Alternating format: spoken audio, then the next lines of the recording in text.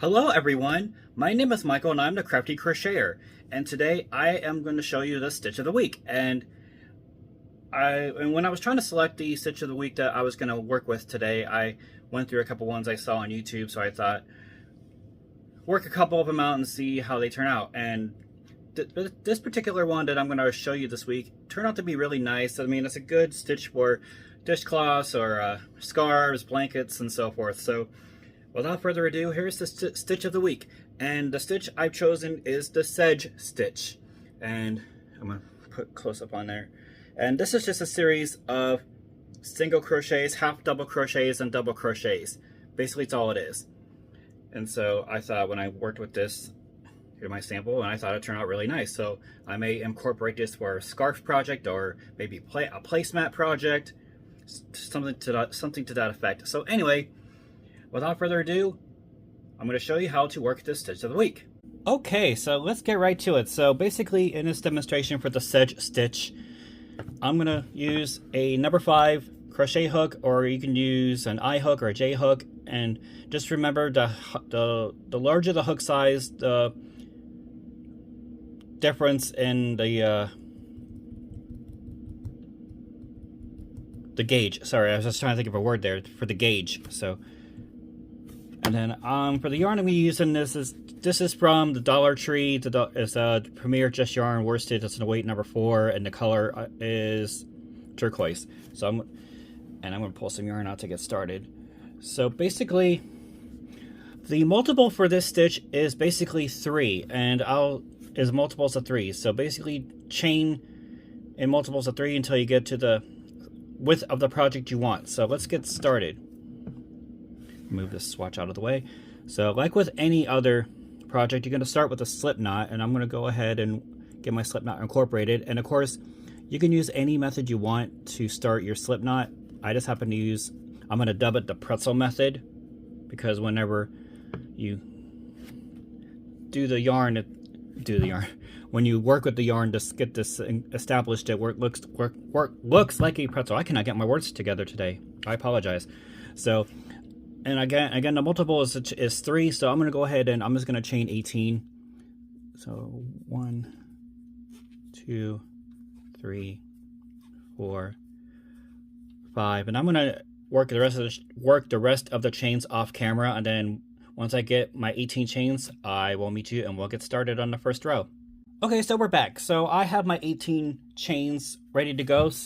And the reason I mentioned that the multiple is 3 is because you're going to start your half double crochet in the 3rd chain from hook, and the 2 chains you skip will count as your single crochet, which is why it's in multiples of 3. So to start, go ahead, yarn over, and then you're going into the 3rd stitch from hook, in the 3rd chain from hook, you're going to work your half double crochet. So I'm going to insert your hook into that 3rd chain from hook, yarn over, pull the yarn through. You have the 3 loops, and then yarn over, and then pull through all 3 loops. Then in the same stitch, you're going to work a double crochet. So yarn over, go into that same stitch, the same chain, pull through, again, 3 loops on your hook, yarn over, pull through the first 2 loops only, yarn over, pull through the last 2. And then there is your Sedge Stitch. So after that, skip 2 chains and work a single crochet into that 3rd chain.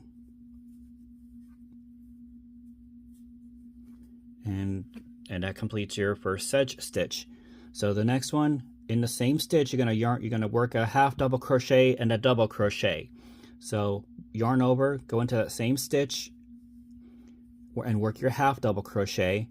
Yarn over, go into the same stitch and work your double crochet.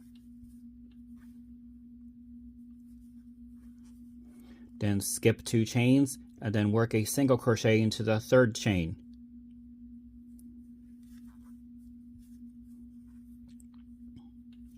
And basically, you're going to repeat this until you get to the very end. You'll have 3 chains left on your hook, and then in that very last chain, you're just going to work a single crochet. So I'll work the rest of this off camera, and then I will show you how to end row 1. Okay, so we're nearing the end of row 1. You can see how the stitches are coming along. So right now, and then as I mentioned, you'll have 3 chains remaining on your hook. It's kind of difficult to see, but there are 3.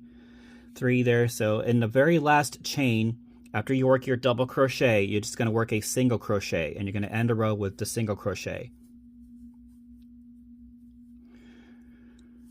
All right, so just to make it easier, for each row, you're going to start with you're going to chain one.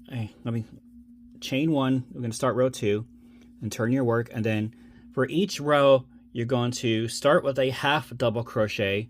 Oh, actually, no, you need to chain 3 total, excuse me. So chain 3 after that. Excuse me for that. 3, because the 2 chains will count as your single crochet. Get some more yarn.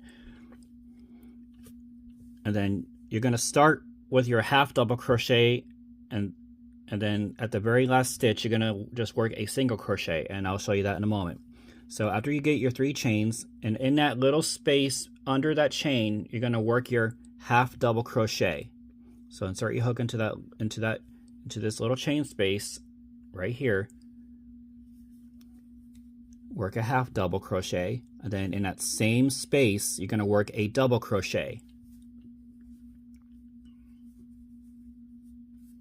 Then you're going to skip to, you're basically skipping 2 chains, 2 stitches, and then in the third one, which is this chain space there, you're going to work a single crochet. So insert your hook into that space, and then you work your single crochet. And then as you did with row 1, and after you work a single crochet into the stitch, you're going to work a half double crochet and a double crochet into that same space. So yarn over, go into that space, work your half double crochet, yarn over, go into that same space, pull the yarn through, and then work your double crochet. And then skip to this chain space. You're skipping 2 stitches here, then in the third one, which is right under in this chain space right there, you're going to work a single crochet.